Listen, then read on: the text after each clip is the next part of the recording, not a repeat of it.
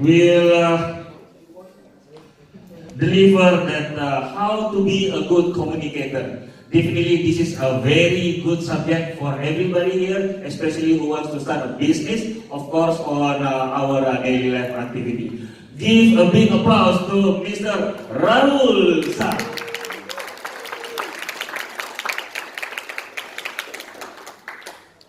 Thank you so much. Can you please give a big round of applause getting the morning started so wonderfully? Thank you.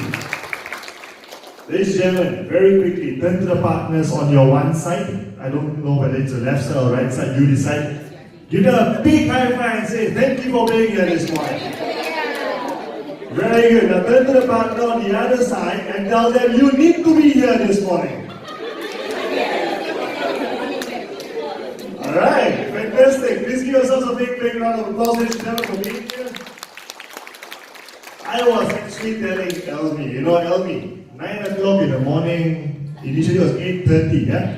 8:30 in the morning, Elmi, after a Saturday night, people are going to be having, you know, they're still tired, yeah? Some people who went drinking, they might be a bit having hangovers. I say you should be putting a prettier face in front of the audience first thing in the morning, but you put me down here. I doubted whether anybody is going to be here, but thank you all for turning up. I really appreciate it. Touched my heart. I guess it's not so much for me, but I hope it's because the topic resonates with all of you on how to be a better communicator. The summit, this regional business summit, has been running since Friday. We have heard an entire host of speakers, panelists, guests, experts talking on various different topics, and sitting in the audience for the past couple of days, I have been showering in this blessing, in this gift of being in the presence and company of individuals who are such wonderful human beings first, and then wonderful communicators and storytellers. So thank you very much, Almi, for putting this together and for having me here. Ladies and gentlemen, when you are in the company of such fantastic communicators and you are asked to run a section on how to be a good communicator, it's a bit stressful. But I am going to try. And what I did yesterday when I went back was to the room, I actually asked myself, okay, let's not do the run-of-the-mill thing of telling people the very basic fundamentals or trying to teach people what to do. Because as speakers and trainers, we try to get into that mode sometimes, we try to teach. I guess the idea is not to teach, but what I'm going to do with you today is I'm going to share with you my observations for the past 2 days at the summit alone. When I'm interacting with people, I'm going to crystallize for you the best practices that I have seen. Is that okay for you guys? Yes? So what I am going to tell you is what I have learned from you. Okay? And I think the good thing about that is sometimes we do a lot of things right, but we do it unknowingly, we do it unconsciously, and then when it's brought to our awareness, we can now keep replicating over and over again at a more conscious level. So that's going to be my aim for the next 20 minutes. 20 minutes is what I have, I think. Or 5 minutes. 20 minutes, okay. So in the next 20 minutes, that's what I'm going to do. Ladies and gentlemen, communication is one of the most important skill sets that one can learn and master in life. Do you agree with me? Yes. The whole idea of communication, the root word for communication is commune, to build communities. We can only coexist with one another peacefully, in harmony, in support of one another, do the wonderful work that we are doing, love, give, share, express compassion and kindness, express our feelings for one another, come together, collaborate, care, and exchange and share, only when we are able to communicate, to express ourselves effectively and in a manner that resonates with people, connects with people, and therefore bring people together.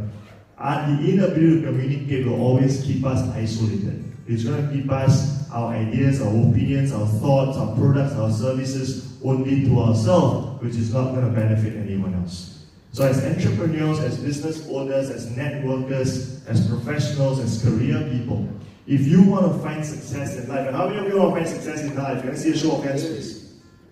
That's a very quiet show of hands. Give me a yes if you want to be successful. Do you want to be successful? Yes. Communicating to the universe is like throwing a ball to a wall. The harder you throw, the faster it bounces back to you. So if you want something in life, the louder you shout it out to the universe, the faster it comes back to you. Do you want to be successful in life?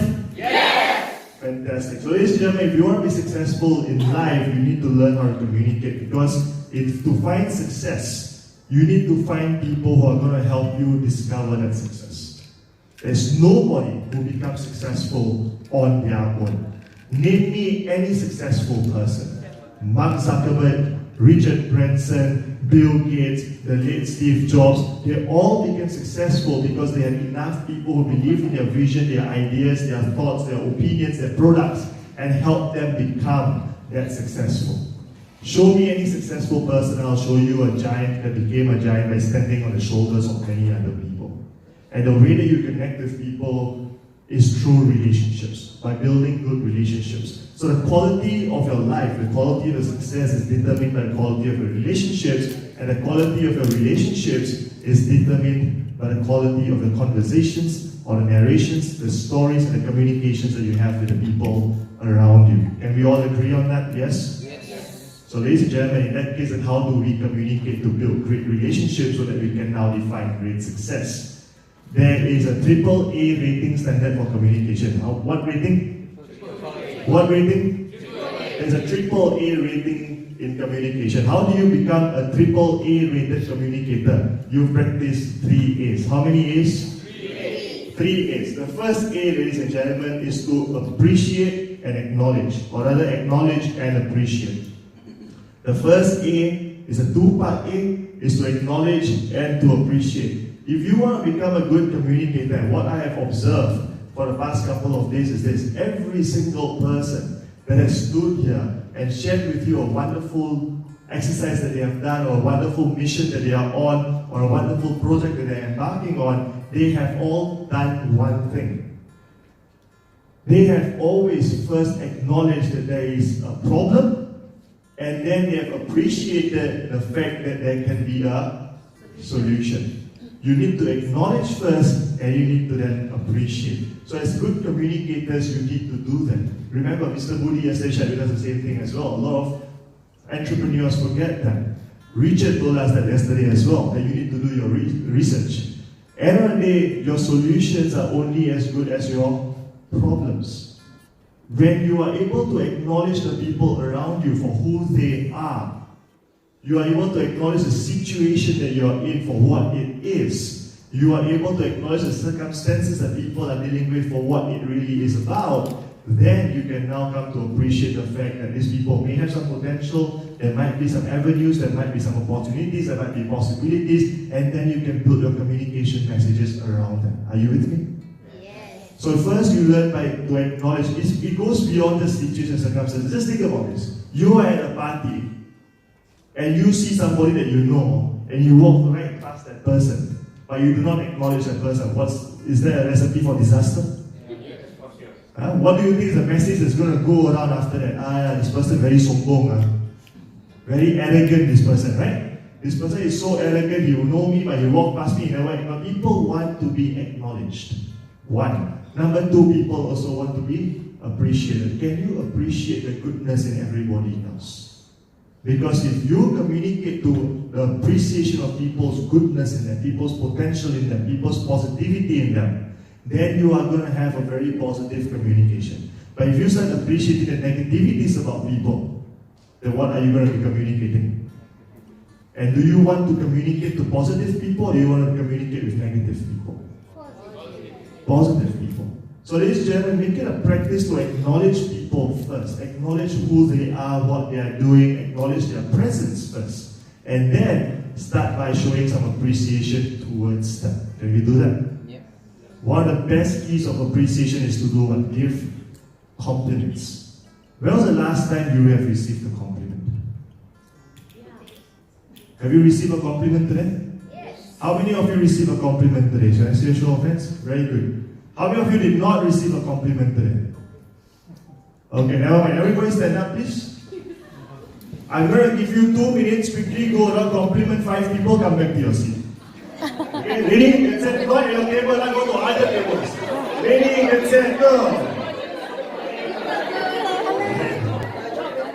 Ladies and gentlemen, Let me ask you a question. Did you feel good being complimented? Yes. Did you feel good being acknowledged? Yes. Did you feel good being appreciated? Yes. Now ask yourself, if you feel that good, how much better are the people going to feel when you do the same with them? And just feel the energy in the room. The moment you started going around, the moment you started complimenting people, shaking hands, big smile in your faces, excitement, enthusiasm, it just shifted the entire energy in the room, and suddenly everybody came to life. It's such a simple step that you need to do. You need to look at people, acknowledge their presence, and then appreciate something about them, and that kicks off conversations that are positive, that are healthy, that are meaningful, and you did not even want to come back to your tables. I had to bring you back, right? That gets the communication cycle going. Now imagine if you're an entrepreneur. Before you want your customers to start acknowledging you and appreciating you and your products and your services and your brand identity, how powerful will it be if you first acknowledge your customers, appreciate your customers, and ask yourself, what can I first do for them, and how do I communicate to them that I care about them? How much more powerful will that be? Right? So that was the first A, to acknowledge, to appreciate. The second A is be attentive. It's attentiveness. When you're communicating with people, you have to learn the art of being present with them. We are living in an environment today, in a pace of life today, where we are constantly trying to juggle 200 million different things in our minds.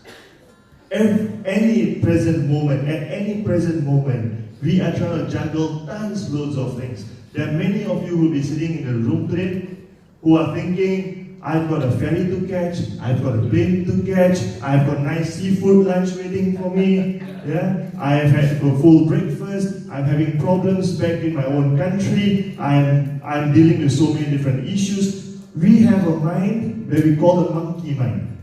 It can never stay still, it's always swinging from one branch to another branch. It's restless. It's always constantly in a state of chaos. And therefore, when we are communicating and interacting with people, yes, we are looking at them, we seem to be talking to them, but we are not exactly connecting with them. Because emotionally and mentally, we are disconnected. We are not in that moment with them entirely and completely, and that takes away the magic in that moment. Yeah? So one of the first things you want to do is to start being more attentive. Attention is one of the key essentials towards being able to build great relationships. Every relationship starts off on the basis of attention. Can you all say that? Attention? Attention. Ladies and gentlemen, remember, how many of you here are married? Raise your hands, please. My sympathies. I'm kidding, my wife is sitting in the audience. Or were you? For the first time. So I usually crack these jokes and she's not around. Today I almost forgot that she's there. So if you don't see me after this talk, you know what happened to me. Yeah? So ladies and gentlemen, if you are married, I want you to go back to the first time that you met your spouse. Or if you're seeing somebody right now, if you're dating somebody, go back to the first time that you met your partner. And in that moment that you felt connected with them, attracted to them, you felt that you're falling in love with them. By the way, I don't know why they say fall in love. Because I always believe they should not fall in love. You should rise in love. Correct? You should rise in love. It makes people feel elevated when they're in love. So I don't know why you say fall, but okay, for the sake of it. Remember the first time you're falling in love with them and you wanted to court them, you wanted to make them say yes to being with you or marrying you? What were you doing? You were doing everything possible to get their attention. Right? You would pop surprises, you buy gifts for them, you'll say nice things to them, you'll have pleasantries to them. You'll do everything in your power to get their attention because you know for a fact if you shower them with attention, you are likely to get them to like you back. The key here is attention. Have any one of you gotten married by not giving attention to your spouses? Has any one of you remained married by not giving attention to your spouses? So the key here is attention. Every relationship, whether it's a personal relationship or a professional relationship or a business relationship, it is based upon attention. The more attention you pay to your customers, to your friends, to your colleagues, to your stakeholders, to your bosses, to your collaborators, to your family, to your friends, the more attention you give to them, the more you discover about them, the more you learn about them, the more common ground you establish with them, the more commonalities you establish with the people around you, the more points that you have to connect with them, to build bridges with them. Strong relationships are the ones that has got a lot of pathways into that relationship, a lot of bridges into that relationship. Why? So that if one bridge collapses, there are still other bridges to their hearts. Are you with me?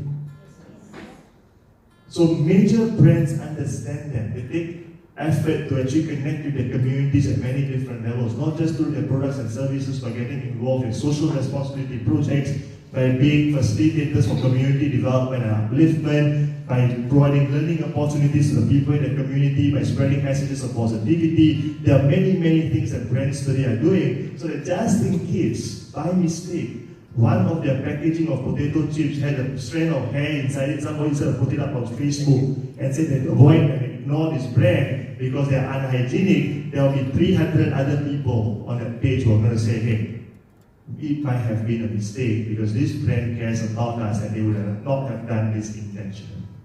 You earn the power of goodwill. And that is also the essence of communication. Yeah? So communicate with people at different levels, pay attention to what people's needs are. A lot of speakers have spoken about gratitude and compassion or giving. The biggest gift you can give to the people in today's day and age is your time and attention, is your presence. It's about being there for them. Zai yesterday in her talk talked about how she received one phone call from somebody asking for a bit of a time, and at the end of the conversation, this person told her, thank you for talking to me because right before this, I was contemplating suicide. And now that you've spoken to me, I feel better. Right? So all that people need is the biggest, because we don't have enough people willing to listen to us, but we have a lot to say. Every human being has a lot to say because they think a lot, they feel a lot, they have opinions, they have ideas, but they don't have enough people to hear them out. So one of the biggest gifts you can give to the people around you as a starting point is a gift of attention, a gift of presence, to simply be there. You don't have to say anything if you have nothing to say, but hear them. After hearing them, acknowledge what they've said and show appreciation for what they've shared. Go back to the first thing. Are you with me? So attention, ladies and gentlemen. Okay? So the next time you talk to a person, don't just hear them, listen to them. Listen to them. Because when you are able to be present in that moment with a person, when you're paying attention to a person, you are now listening. What's the difference between hearing and listening? When you're hearing someone, you're basically hearing so that you can now reply. With the intention to reply. You hear with the intention to reply. But when you're listening to someone, you are listening with all your possible senses. Right? You're paying attention to them not only with your ears, but also with your eyes. You're observing them. You're picking up the little nuances, the little micro expressions that they have in their conversations, their body language, their posture, their gestures, the tonality of their words, and not just their words, the context. You're trying to interpret their intentions as clearly as you possibly can. And then when you listen at that level, you're no longer listening just to reply, but you're listening to understand, to internalize. And with that, you are now able to build deeper connections. So try to understand the people around you by paying attention. So the first A was acknowledge and appreciate. The second A is give attention. The third A, ladies and gentlemen, is authenticity. All the communication has to be authentic. It has to be you. We can smell a lie, we can smell fakeness from a mile away. Unfortunately or fortunately, we have that ability to do so. So authenticity is key, because when you truly communicate from a level of authenticity, from a space of authenticity, and you are you are automatically going to become a lot more believable, a lot more credible. Can you imagine a car salesman who does not like his own car, but trying to sell you that car? He's not going to be passionate about it, he's not going to be enthusiastic about it, he's not going to be convincing enough, because he's never going to get it right. But when you truly believe in what you are saying, When you're coming from a space of authenticity with what you're communicating, you automatically become more credible, more believable, and therefore people trust you. And when people trust you, they're willing to do business with you. Right? The entire world of business operates on the basis of trust. When there is no trust, there is no synergy, there is no collaboration, and no relationship, therefore no business happens. And how do you establish trust? By being authentic. Because when you're authentic, there is a science and recipe to authenticity. There's two things you need to do to be authentic. You need to be congruent, you need to be consistent. Right? Now what do you need to do to be congruent? Congruency is a 4-step process. When I think, feel, do, and say in alignment, when my thoughts, my feelings, my actions, and my words are in alignment, they are synchronized, they are congruent with one another, and I do that consistently, now I have authenticity. A lot of times we don't have that. We say things for the sake of saying it, but we may not necessarily feel that way about it, or we may not necessarily think that way about it. Or our actions do not correlate to what our words are. I might say that, hey, I care for you, but when you fall sick, I'm the first out of the door because I do not want to be really your caretaker. My words and my actions are no longer in alignment. So if you want to be authentic, you have to make sure your thoughts, the emotions triggered by those thoughts, the actions inspired by those emotions, and the words to express those thoughts, emotions, and actions have to all be in alignment. They have to be in synergy. When you do that, and you do that consistently all the time, you are developing a personal brand called authenticity. And a personal brand of authenticity is the best brand you can develop, because when people know you for who you are, and they know that that's the authentic you, they know that they can now trust you.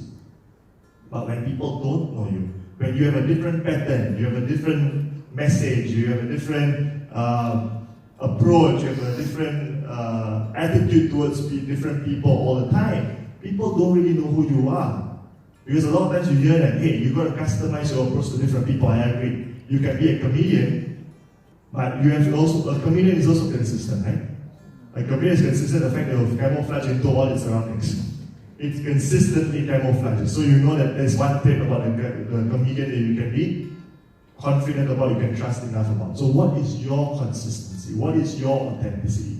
What do you use to define your authentic factor? Because when you communicate from a space of authenticity, people trust you, they feel good about you. So it's a triple A rating because of the 3A process. Acknowledge and appreciate, pay attention, and be authentic.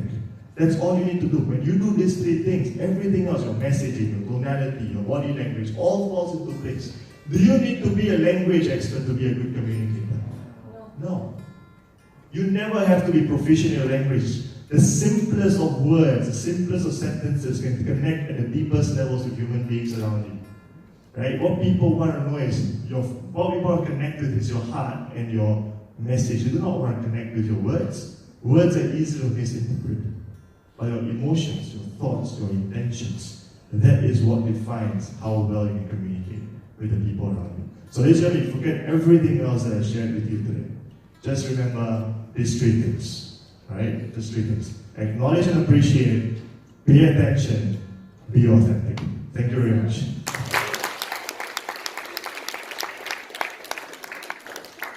Thank you very much, Mr. Rahul. It's a very good presentation for the 3 A's: acknowledge and appreciation, attentiveness, and authenticity. I really thank you for all this presentation. Do I look like very authentic? Yes. Thank you very much. So,